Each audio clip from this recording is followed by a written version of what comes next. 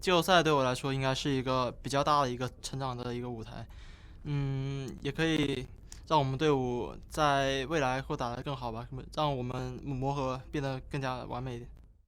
我觉得目前我们队伍在中期的指挥还有运营上面，有时候会有点混乱。我觉得把这一点调整好之后，我们队伍会变得更好。Yeah, always good to hear from Xiao in the top lane, Raz. Yeah, it definitely is. But for Xiao, I think Xiao and Angel, both players that have actually performed very well in this split. Xiao is incredibly confident for his own ability. I remember in his first split coming into it, a lot of questions were like his coach saying, hey, you know, he's a top 3 top lane of the split. No one believed him. But then, going into this split, easily I would say number 1. We're still comparing him. I know you're thinking about it. Yeah, I'm thinking about it. Yeah, like, I know. Invictus Gaming's got a few of them. Yeah, but for Xiao, confidently, even in poor performances team-wise, I thought he's been a shining star. I would say Xiao for me is like he's really close to the top, but his main reason for holding him back would be his champion pool. He has a very small effective champion pool. Basically 3 champions throughout the entirety of the patch, while other people have more signature picks that can consistently do split pushing or the Jace thing. So he takes a couple of points off because of that. All right, Clement, who's your number 1? Is it Zoom? Oh, I know you have a soft spot for Zoom. All right, here we go. He's getting ready. He's winding up. All right, you did the interview. I want him up. You did it. All right, Clement, who's it going to be? So for me, yes, it will be Zoom. And the only reason for that is because I don't think the Shy has played enough games. Throughout most of the split, Duke has actually been taking the center stage. And in the games he has played, Duke has actually outperformed him a lot of the times. And so I do feel like if you're looking about a strong package that does split push, that does laning all very well, Zoom got my vote. Okay, we're going to take a look at the all-pro teams right here coming out of the LPL. Now, the votes have all been calculated and are in, and we're going to take a look at them. Take a look at number 3 first. Boom. So this is when, I know we got to hit on the big one. Hacker, going and playing out in this series. Makes a lot of sense. Individually, a strong performer, and you have the Invictus Gaming bottom lane that's been consistent throughout the split. Yeah, personally, I thought Let Me would have been bigger because he was the best performing part of RNG throughout the entire split. Sure, he doesn't really play that split push thing that was in Asian games, but he's just, the impact is so great in regular split. Yeah, and of course, the bottom lane there from Invictus Gaming. Let's take a look at the second team that we have from the LPL. It's going to be Xiao on the top lane, Caster, Doinby, Uzi, and Mako. So this one's a big button issue because not only are we looking to Xiao Al, who already said should be in Team 1, but there's been a lot of competition. People's eyes will be focusing on Uzi, a player that hasn't actually played a good portion of the split. So if it's going to be about summer, it hasn't been the summer of Uzi. He's come in hot recently, but the consistency hasn't been there. Yeah, it's been the year of Uzi, just not the split of Uzi. But then it's like, all right, well, who's in number 1 then? Who's in first place for the All-LPL Summer Team? Drum roll, please. This is when you just start rolling out the drums and you start. And then we never show it to you. And it's going to be SMLZ. Now, that's a bit of a surprise. I looked through his stats, and he still has the number 1 amount of kills throughout the entire split. He's been having a great split on Rogue Warriors, but I kind of have differing opinions because I don't think he's been the centerpiece of the composition. But for me, remember, if we're talking about who have been the best, most consistent 80 carries, it has been SMLZ. Spring split, Uzi's been on that throne. But in the summer split, when he hasn't been playing, has been healing up, and then he's been coming in trying to find a place in the meta, SMLZ has found that place comfortably with the multiple mage picks that he's had. So many picks that he's gone towards, he's been playing incredibly well, even when the composition hasn't been squarely on him, especially in the last few weeks when Holder's been coming out and they've been having the tank front to back. He's still been squarely confident as a player. Yeah, one thing you have to give to him is those 17 champion picks coming from the mages and everything else. Yeah, and then of course the Invictus Gaming lineup. I know we talked about Ning. Yeah. Rookie's an easy one, got the MVP trophy he last time. He always gets it, man. Like every single discussion we talk about the mid lane, it's just like Rookie's number 1. But where is he internationally? But Rookie's number 1. You know, it's just like every single time. That's the story about Invictus Gaming, and I know that going throughout the playoffs, the question has always been, can they perform when it matters? But that's an award of the regular season. And the regular season, Rookie has been king. Yeah. And so we have to test them when Invictus Gaming find themselves down that line once again. And Rookie, this split, he had 26 solo kills alone. That's more than the entire team of Suning Gaming put together. So, you know, once again, holding it down for Laning Kingdom over at Invictus Gaming. But when we look towards this team, a few members have also been in that All-LPL lineup. Yep. I know Hacker, we have eyes on him, a player that debatably, I talked to the Chinese casters, and they also think that he should have been #1, but Jungle's been pretty contentious this split. Yep. Hacker's done incredibly well during the regular season, and coming into this one, and is playing equally well. A lot of your name and reputation rides in how you play in playoffs, and he's continuing that matchup. Yeah, and I know you were big on XX as well coming into this set. We're about to get into Champion Select once again, and important to note that Moyu, he's taking to the stage. Here we are. He is here for this match point game here for TOP. And the biggest thing you should note is that there will no longer be an Urgot pick. I definitely think that's the main reason they are bringing Moyu back. I think the champion pools they share between Shala is also very interesting. Both are Gnar and Jax players, probably the only Jax player of the LPL. And one thing you have to remember is that Moyu has a deep pool towards specifically the GP. And Gangplank does well into these melee matchups that a lot of the times TOP allows to happen. Sha'Al sometimes goes towards the Mundo, so that's something you should work towards as tank top laners are there.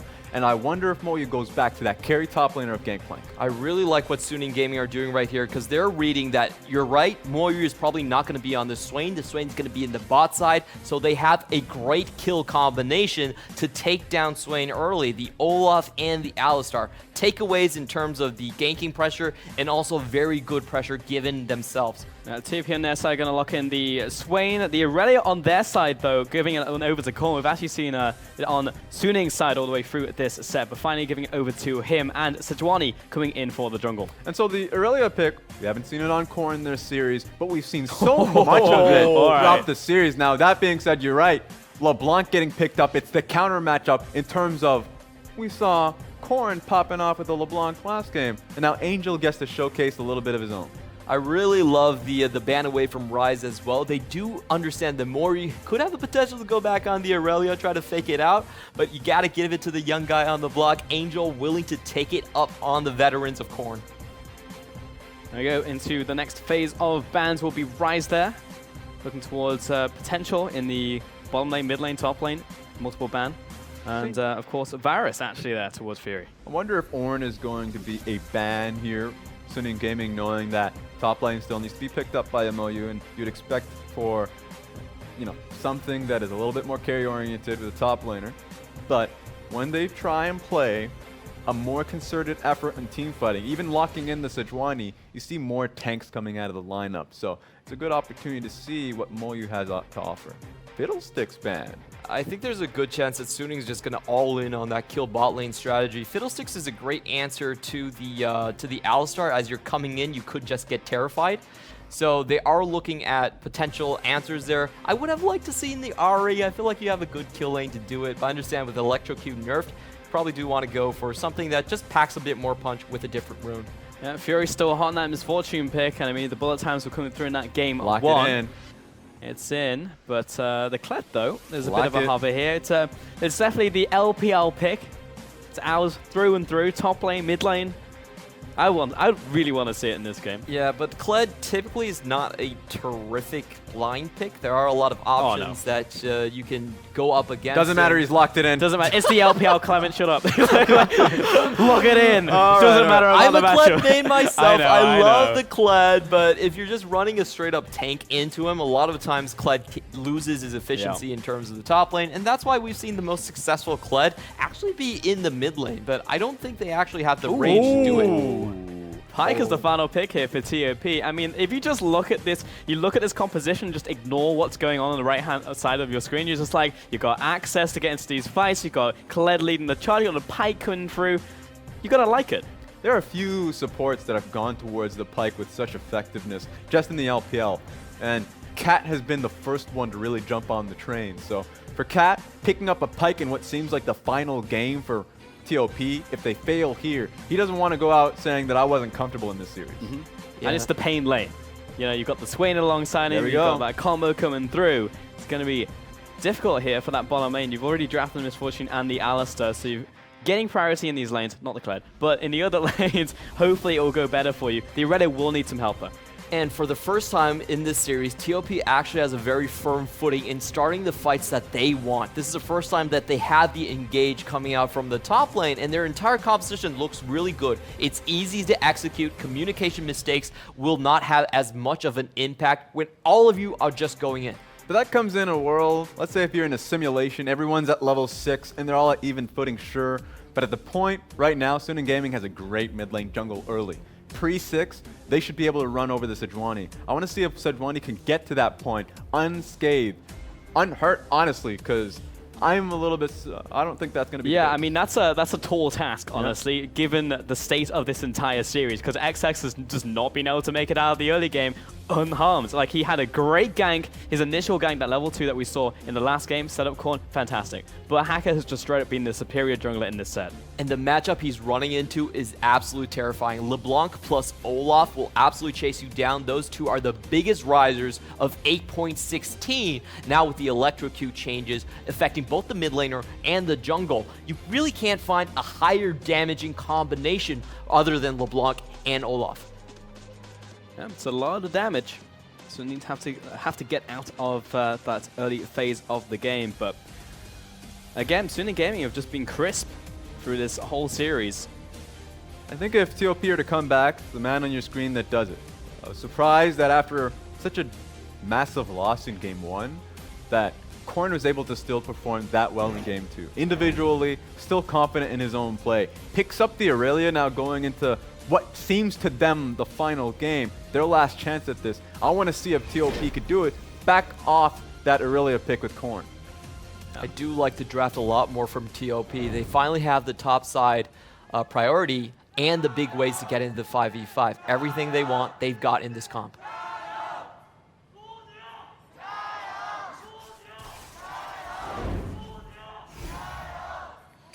Gives a thumbs up there as Moyu apparently just got caught on the top side, and the similar thing happening in the mid lane. And Fury helped out there by his pal Alistair. But he's going to be fine in the end. Probably just going to get a couple of recalls, and it's before minion spawns, so they're going to be okay on this one for sure. All right, so level 1s are always fun when it's an Olaf game. Now, sometimes you got Olaf and Braum, and you're guaranteeing it's going to happen. This time, you always wonder, just because going up against a Sejuani, there are risks to that. But they saw that there were 2 people bot side for TOP. So still being able to place down a little bit deeper of a vision. Great job early on for Suning in the top side. It should mean that if XX ever goes, oh no, actually this is another one. It's a later invade.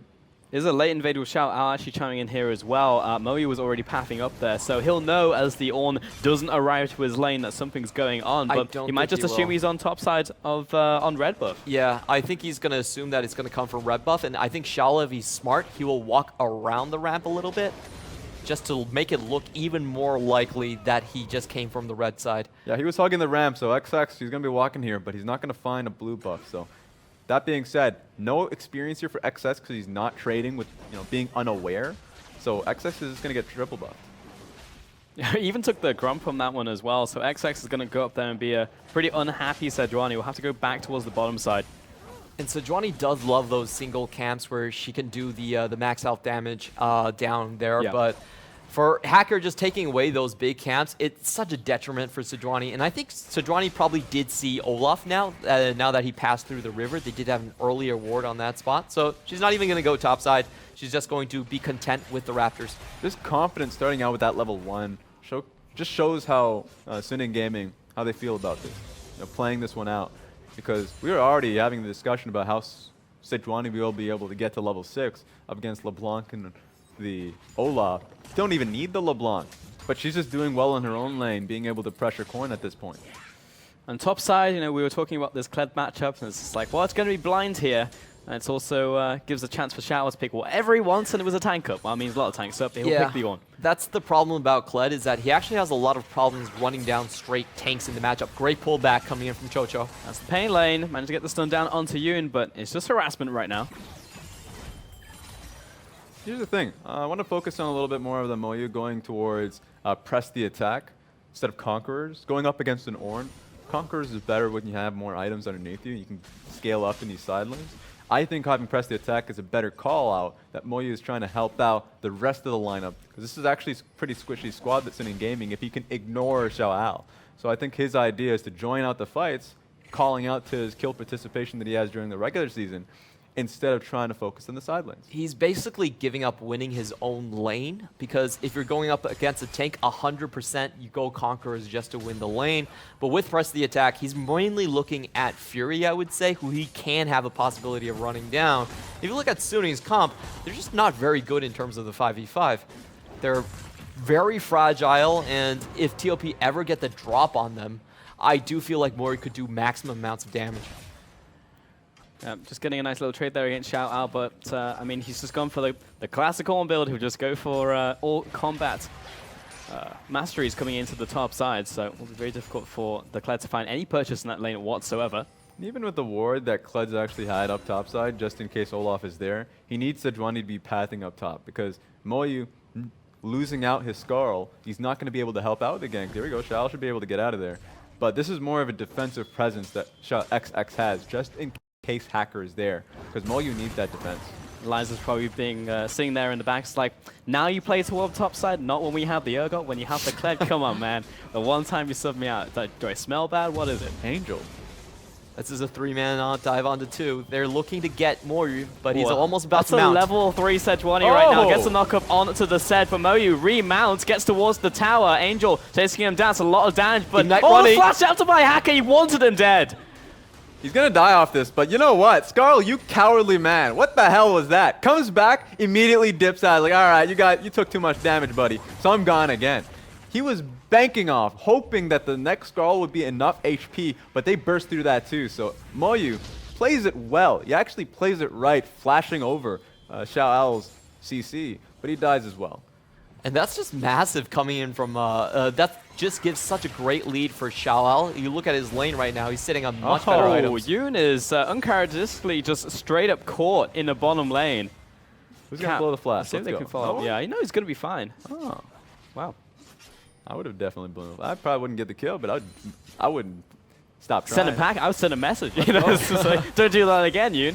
Just calling out that Chocho doesn't have mana. In fact, Counter like into the bottom lane, ignites down, and Fury's chasing. He's ticking out from this. We'll see if he can escape. Stop, drop, roll. He's good. He learned this one in primary school. Oh, my goodness. See, that's why you can't trust Raz in that situation. So when he doesn't have mana, don't go in. Help him push out and leave. Alistar was definitely looking for it. Picking out Moyu.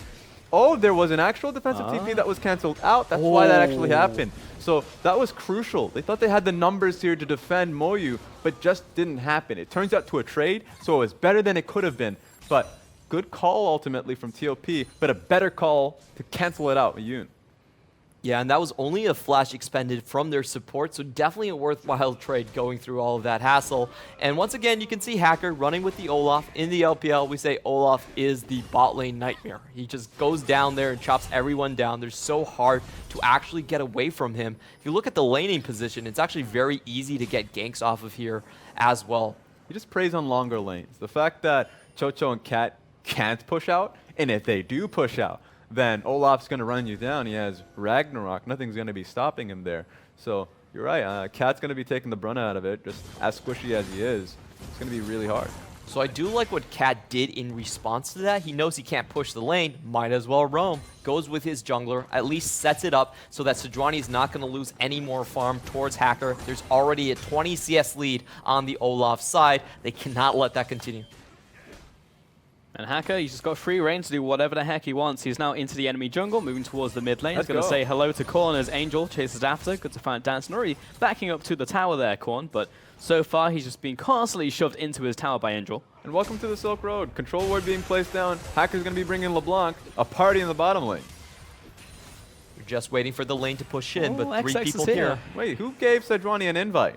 Oh, she's here, but it's still a 3 versus 5 as the teleport comes through as well. This has already opened up, and the bullet time comes across. They haven't dodged the way, but Chocho goes down to Angel. Cat over the wall, and he will not escape. XX under attack from a very angry Xiao Ao, who's chasing him down. Vanguard's edge is good. Chases back into a team. Korn responds with a kill, but now he's underneath this tower versus 4 members of SNG. They're about to mug him right now. Angel starts taking tower grab, but he starts walking away. Great duet, but it's not going to be enough.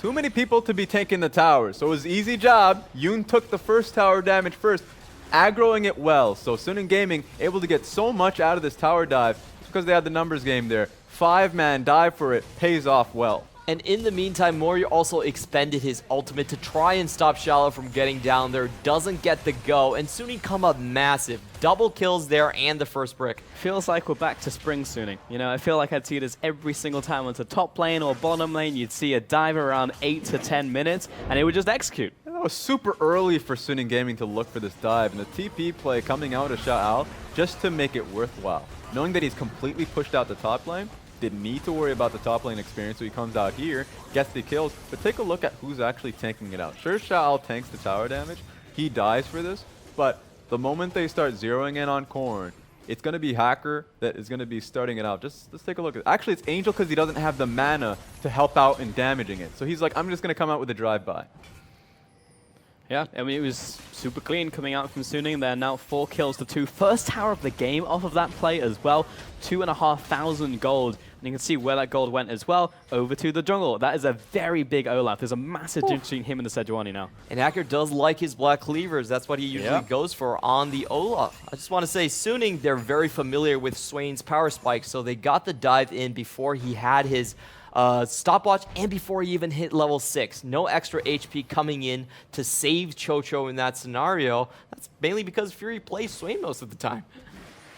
Yeah, and usually you'd be like, all right, tower's down, you've unlocked the bottom lane, but you've unlocked Cat, you've activated his trap card. He's now into the top lane, hacking down a ward. See you later. He sees that ward go down. I'm going to kill this ward too.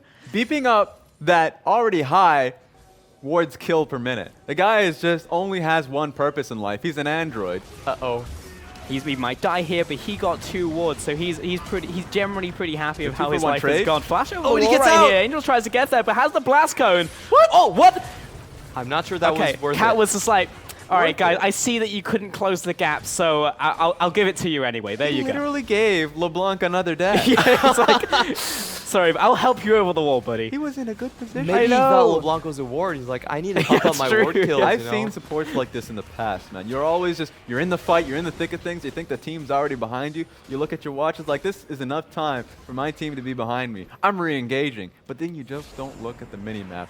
So that was the core weakness. They were finding a fight here. Yeah, Yoon hasn't even activated his ultimate right here. He was so confident that 3 members of TAP weren't going to be enough to burn him down. Shelly's at 2,000 HP, so it's going to be down to the Smite right here, but she's run out of patience. Angel over the wall looking towards Chocho, drops him real low. If Suning Gaming already did their jobs at re-aggroing, they're going to have to come back to do it again. They have enough HP underneath FLICKR and Angel. Could just turn it into a fight with how much damage that XX is willing to take for it. Angel keeping up with the poke damage. Chipping away. There's a teleport. Moyu off to the side. He's ready with the charge. They've been switching aggro way too much on that Rift Drill. Stop it. Angel over the wall, and Shelly, she's run out of patience. But looks like SNG are going to give up the ghost. Yeah, they're moving back towards the mid lane. You actually had Xiao on the bottom side. Didn't have the TP here. Yeah, and that was actually 3 waves taken away by Xiao. So overall, I don't think Suning are too sad with this situation. They forced a teleport and a lot of time just spent dealing with the Herald there. But if you want to look at a game, think about how limiting the enemy team's options, let's just say in later game VOD review, this is a bad look for Suning Gaming, knowing that they actually gave a window for TOP to get some gold on the map. Top lane is a pretty low enough HP margin. You can just send a Rift Herald up there, get a top lane tower, push it out, and look for mid. So that's an opening that TOP have available. Just depends on if Suning Gaming are there to defend it. Yeah, I think the problem for them is, though, even if they take the tower, I don't think they have strong enough laners at this point to venture out onto the map. So I just don't see the Herald being terribly worth it. I actually prefer Suning's play where they just take up a bunch of farms, spend teleport. Okay, here comes the dive. One comes through, knock up again. Cat coming in from the north, and XX here to defend his ally. Suning Gaming looking to disengage right here. The Vanguard's edge lands onto the Ragnarocking Olaf. XX backing up, and no casualties. Good defense there from TOP. Yeah, but to Coleman's point, even thinking about looking for a re-engage, they don't have the damage to fight back in this team fight. So if I'm looking at TOP, looking for these plays, they have so much pick potential. So Cat looking up, I mean, right now it's just to mess with people. But in a reasonable situation, you can actually just try and pick out Angel in this instance. If you get a hook on Angel, doesn't have much mana to his name, and you can try and get some damage across and start. You don't have to work around kills, that might be too much, but work around people having to go back to base. Just look at the CS leads in the bot lane. Fury is having a massive game early on, and he's also going for the lethality build, so even more power when you are ahead in this type of a matchup. All that he really needs to do is make sure he isn't caught out and find those chances to hide behind Xiao and dish his damage. He's in a little bit of a better situation than he was in the previous games, where this time around you're not going to have to just work off of the Angel ultimate alone. You have Alistar Headbutt Pulverize, you have the Horn that comes through that you can really set up for your own ultimate, so a little bit of a better situation if I'm Fury. Yeah, I mean, he was already landing like full bullet times even at that one game anyway, you know? Like now it's just even better for him. And plus, his front line's going to be dishing out the damage. You're already talking about that Black Cleaver. That's almost at fruition right now. Mid lane just finished the Luden's Echo. So we're looking at pretty hefty damage spikes across the board here for Suning Gaming. Yeah, a few Black Cleavers coming through. Moyu, or you could be referring to hackers, because we've seen a lot of Olafs just going straight Black Cleaver. That's only if you're super confident, you got that early game lead, and so you're like, I don't need the extra bit of HP or defensive items. I heard that. Let's go for the MLXG lifestyle. What I really like about TOP's defense is that they've been keeping Sunni outside of their own blue side jungle for a very long time. Look at that CS lead on the AD carry and the mid lead. That's actually quite impressive. But the question is, can they still do it if Sunni are able to take down this mid? Ooh, good duet there onto Xiao. And here comes the charge out from Moyu as well. Canton from the side gets half health by Angel. Want to back away from this, and there's the Ornhorn re-engage, and Hacker goes right through them in with the bullet time onto 3, and Suning Gaming looking for the re-engage here. Korn rocks up to the fight, flashes forwards, lands the blade surge, and he's mopping up this one. Lands 2 kills off the backside of this fight, and that's a skirmish on the front lines once again. Hacker turns on towards Korn, but he is dipping and diving. He's killing absolutely everybody right now, and allows Moyu to finish the job. 4 kills to TOP. That was insane, and you can never count out a team like this. The Triumph coming through on Korn after multiple kills, getting the reset HP. Moyu coming in hot too. It was looking so damn good for TLP. That's only because Hacker took himself out of the equation. You know what the big mistake really was in that team fight? Okay, give it to me. Yoon butting XX straight onto his AD carry. That works too. Sejuani was able to land a point-blank ultimate onto Fury, make sure that he was food for the rest of the team onto Korn. And even though I felt like it was a horrible engage from TLP with Xiao Al present, they were still able to make it work off of a couple of small misplays coming in from Suning Gaming. Re-engage coming in for TOP. I think the biggest one too, just off of your point, is also just Olaf trying to chase down and tunnel on another member when he's actually the largest member of his own team. So you just didn't have Olaf who was full HP, still had bulk of his damage ready to go for it. That being said, what the hell, Shelly? Getting bullied. I know, it's not a good time for the Rift Herald, and you know, justice for the Void Creatures. Oh, wait a second. Oh, let her go! Oh! Yeah, I had to actually just burn the Mimic right there, otherwise just gonna get that charge off. Again, shout outs to Korn. I mean, like, it gets to crunch time, it's just like, alright, Korn, what have you got for us? And he just was absurd in that fight. Yeah, he definitely cut out so many members, especially the Olaf, and you could see the sectioning of the fight. They took the damage away from Moryu's side, so he was able to remount here. This is a big problem about Kled going into tank matchups. It's so hard to actually get into the bot lane, and your first rotation of damage actually has a very long cooldown, so if you waste that, you can only run for the majority of the fight. And this is the play I was talking about. You see Fury getting stopped right here, and it does put him into a position where Korn can easily follow up on him. Was a bit unnecessary from Yoon's perspective. Where the hell's Olaf going? Olaf ran the hell out of there when he's so good for this fight. They just want pork, man. Legitimately would have won this fight had Olaf just not walked to the bottom side of the map. That was just clearly the worst play you can ever make in the game. To sum it all up, I felt like the way they handled XX was in the excess. X did give it to him, and he gave it his all, and he allowed the rest of his team to pick up the pieces. I mean, I don't know what he said about Hacker, but he taunted him. Yeah, he just taunted him on the way past. He just whispered in his ear, and then just ran down the river. And it's just like, what? The only thing I can think of is You're not getting away with that yo mama joke. Yeah, I mean, like, Hacker must have thought that the team fight was already done. And to be fair, the start of the fight looked so good. If he's just tunnel visioning, you know, and just drowns out, takes off his headset, ignores everyone from his team, it's like, this fight's won. I'm going to kill Sejuani. The greatest Shen player in the world, XX. Yep. Does the shadow taunt even when he's not on Shen. Yeah, I don't know. I mean, that was a major difference because it was like a full health Olaf just walking back into the fight at the end. still means that at the end of the day, Suning Gaming, you're not going to be able to push them off. The magic penetration that Angel has here, sure, he doesn't have the mana, so he might have to go back to base. But he's too strong at this point. Sure, Korn can actually match him in the sideline. I think that's what he should try and do when Angel does inevitably find himself there. But pick potential. Pyke should not do this, knowing that there's an assassin But he's out Cat. there. All right, well, Cat, I got some bad news for you. But Suning Gaming is still in a pretty good situation. You've got Olaf 4-1 and 4, I should say, with the Black Cleaver completed. Mid lane still looking great here on Angel, Cat, chasing down Cat, Cat, forces him to flash. I mean, it's still going well for Suning Gaming, and Misfortune's still going to hit like a truck as long as he can get that bullet time off. To be fair, Cat is trying to extend the time that they have before Suning can really push in their jungle, but here comes Kled. Yeah, charge once again. XX starting this one off, and Yoon tanking a lot, knocks him back towards the rest of his team, and Angel just keeping Korn at bay right now, keeping on a tight leash as the bullet time comes across, stopped out by Moyu, and Yoon very low, but re-engages. He's down for the count. Cat gets the execute, chasing down the rest of Suning Gaming. Vanguard's edge onto the top laner. And while the duet lands, that's going to be the end of the fight. Moyu played that out so well, isolating Fury in that one. So Fury, yeah, he threw out his ultimate, had to cancel it short though. Moment Moyu just zeroed in on him. He's like, all right, well, I guess the AD carry is completely out of the fight for Suning Gaming.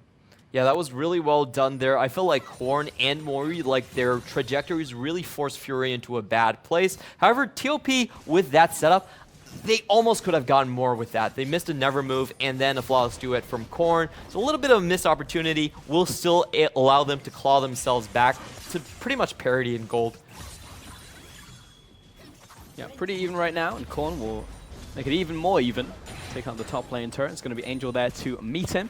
Cat also going to have to definitely start that recall. He's had some bad run-ins with the old LeBlanc, so he'll go a little bit further back before recalling to base. And Suning Gaming, a little bit on the back foot. Seems like TOP do have the priority when they actually come in for these engages, and that's really what we wanted to see. And it's actually coming in from the Kled. A lot of times that time it was started by XX over the wall, but this is what you just didn't have in those previous games when you had just an Urgot every single time. And what TOP are really doing is that they're forcing Suning to be stay grouped at all times unless they want to face and engage like that. And this is going to take a lot of power away from Angel, because at this point he should be able to do a bit more on the split push before the Steric Stage comes in for Korn. He should still have that advantage.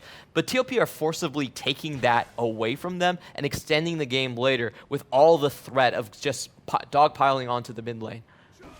Yeah, Baron's now spawned as well. You can see Vision starting to be pushed towards the top side from both teams, actually. A lot of control was generally on their side of the rift, not pushing too far forwards on this one.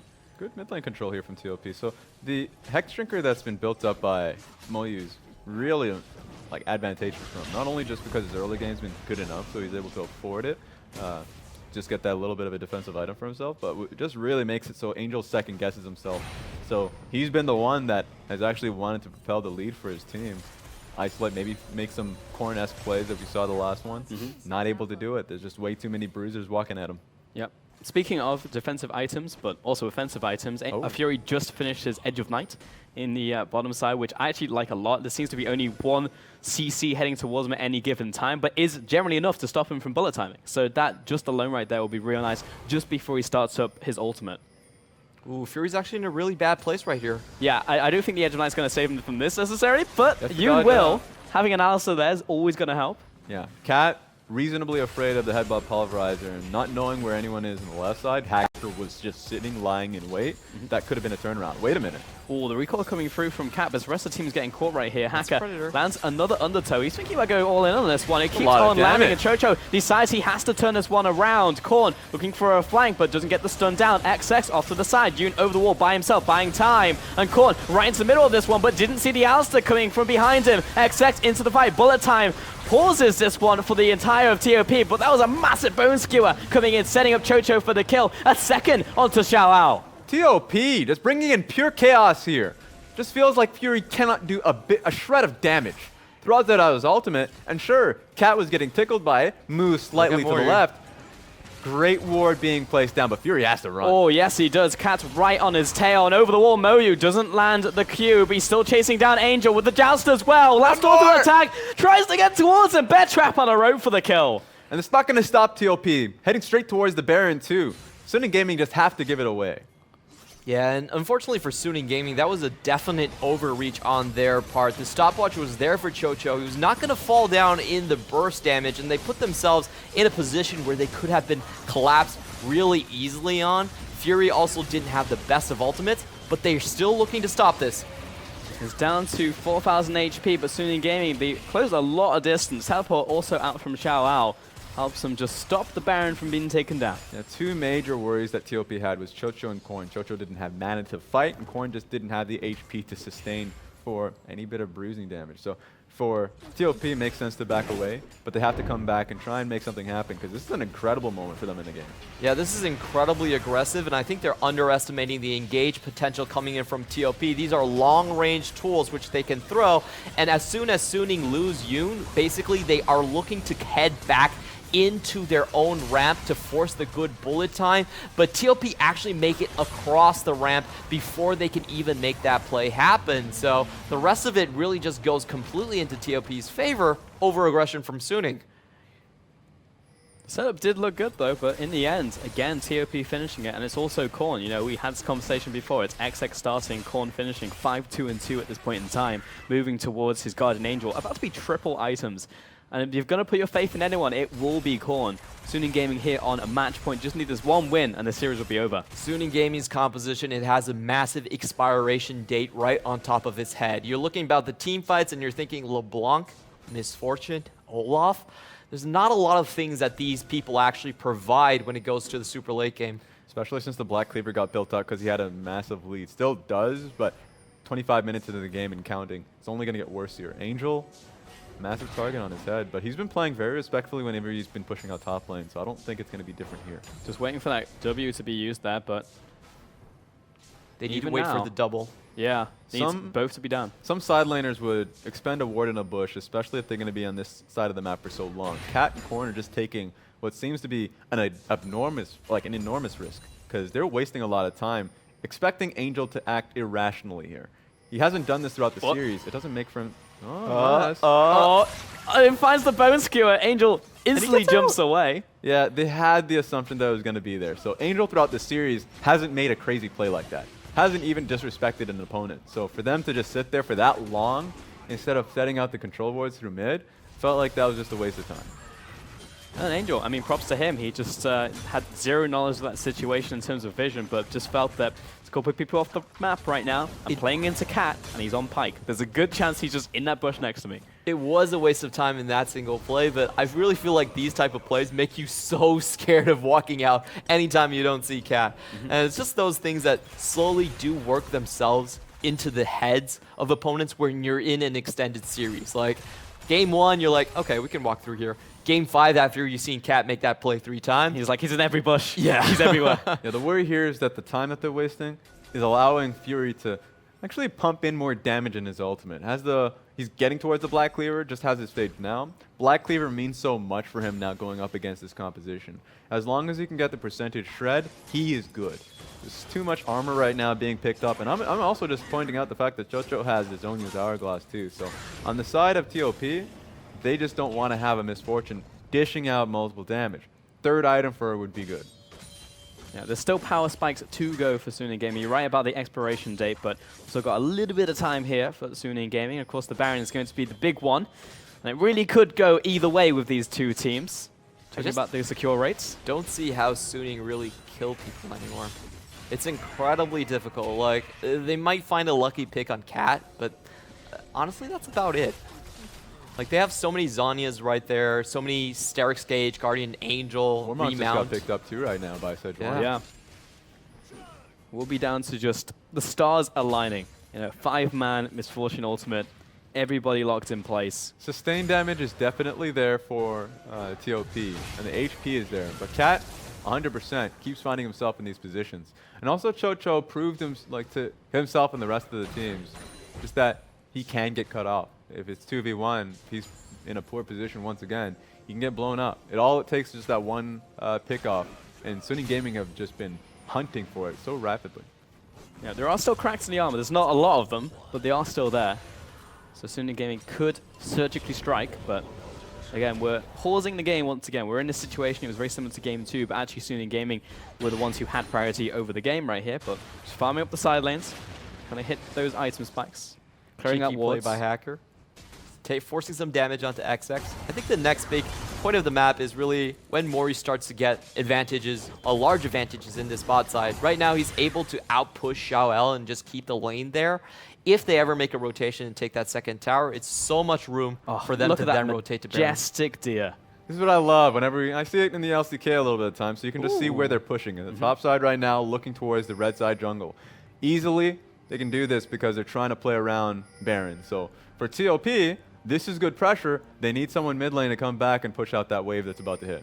And SNG Gaming, look at the vision that they have right now. It just doesn't really exist. They have a bit in their jungle. You can see a split push on the top side, but now they're only just seeing TOP in their own jungle. They have one crucial ward, which is on the Baron pit. So for them to have it there, won't have the vision as long as TOP can clear it out, but they're in a position where they know it's not being done.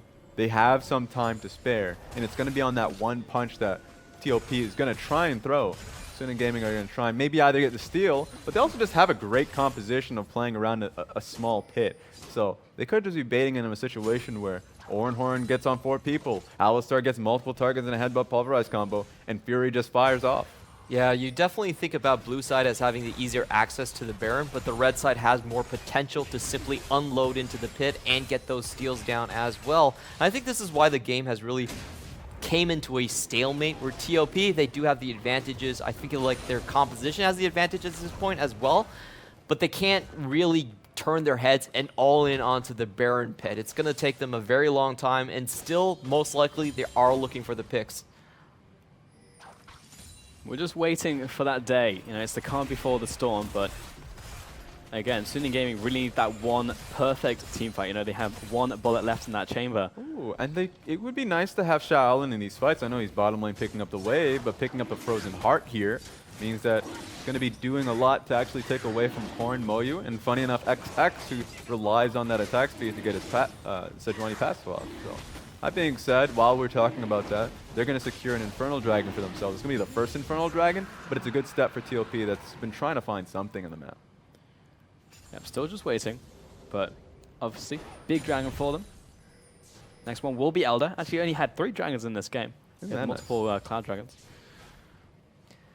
I'm always a fan when you either have the most useless dragons or a composition that can never look to siege.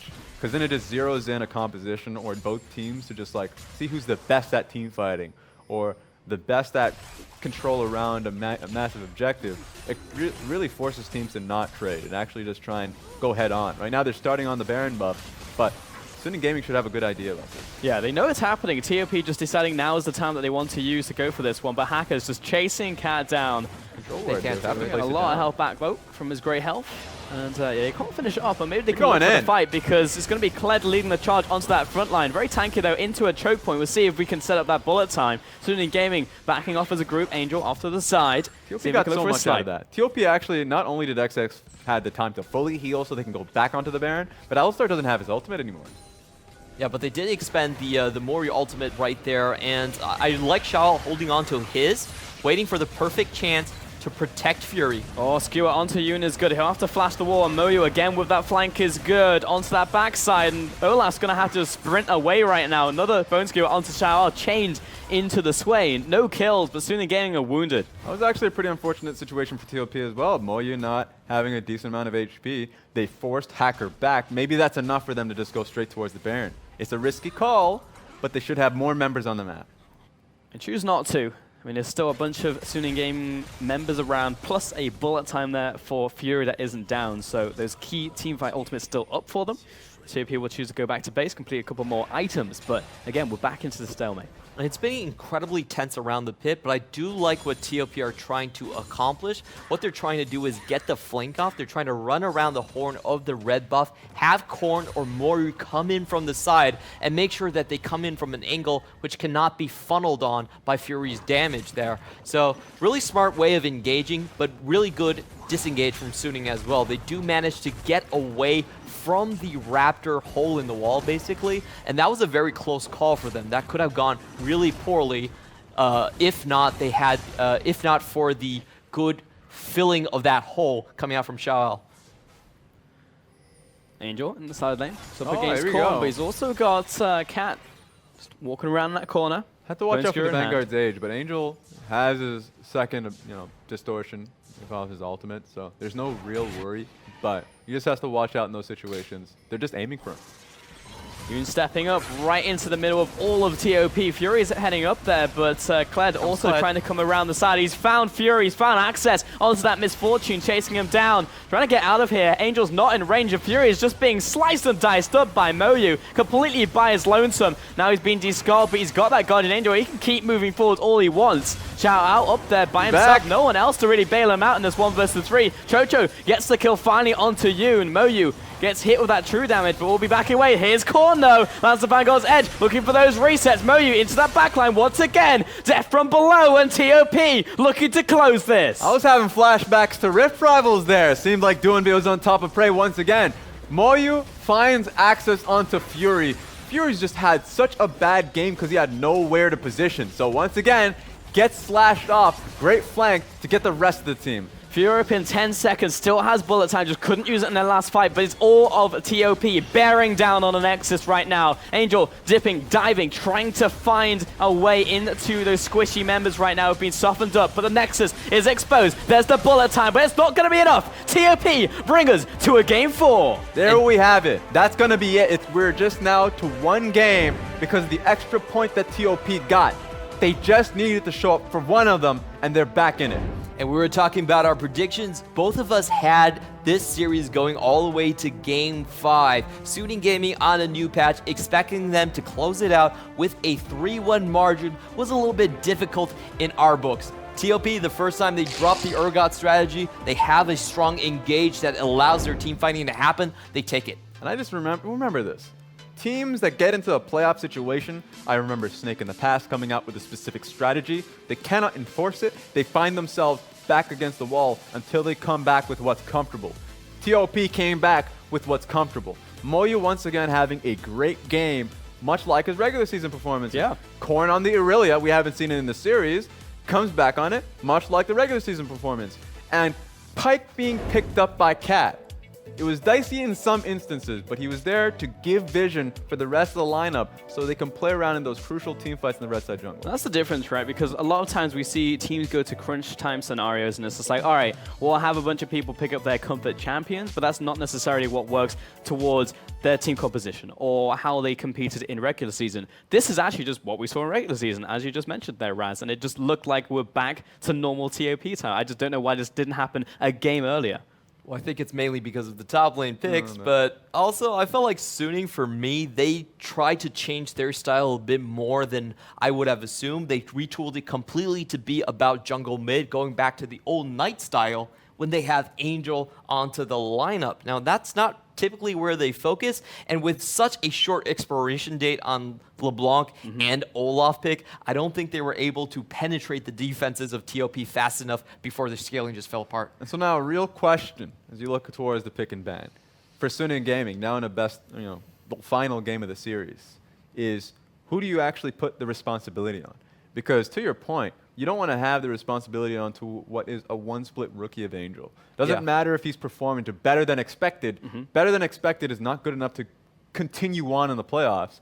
So putting it on Xiao or Fury would be the best bet because they are the veterans on the lineup and they have been performing consistently throughout the year.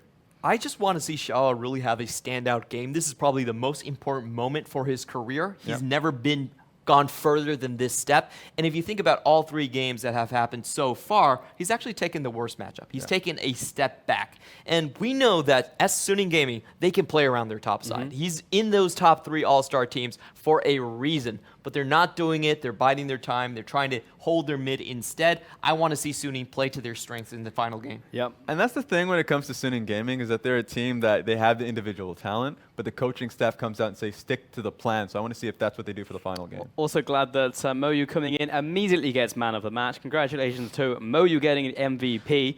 I mean, he just comes in and just literally styles on the team. I mean, like, all those plays coming out from Kled in that final fight as well, just getting access to the back line. When they decided when he was getting MVP, was it when he sat on that warm chair It's like, oh, Moyu's coming back in. Congratulations. Yeah, there it is. So for him, that Kled performance was exceptional. And sure, the early laning phase, you needed to be protected at some points. But his goal was very simple. Based off that rune choice, he knew he needed to get towards Fury. Maybe another squishy option that Olaf was at times presenting. But flanks were necessary, and that's what he did this game. Yeah. Yeah. Definitely getting the last fight onto Fury. I think that this was one of those champions that is going to be a cornerstone for TOP. It's one of the big champions for Mori, does a split push, gets them into the 5v5. And I wonder if Shellas actually has an answer for that. We have seen people just take the Jax into it. If you know the trading patterns, as it is a good matchup. And also that would fill my expectations for Shellas. You can just pick a carry into it. That's a potential. Also, just look for that split push. We know that Shao is capable of doing that as well. And I also just want to see, going back to your earlier point, Clement, all the way at the start, contain Korn. You know, it's just like, if Korn is ever given opportunity in a team fight to pop off, it'll just pop off. I mean, it's Korn. I mean, we saw him in that Irelia play. The re-engage coming out of TOP would have happened if Korn didn't just play so spectacularly. We'll see if they can do it in Game 4. It's down to the wire. We're at match point for both teams. We'll see who comes out on top. 想要在这里生存下去，必须倾尽所有。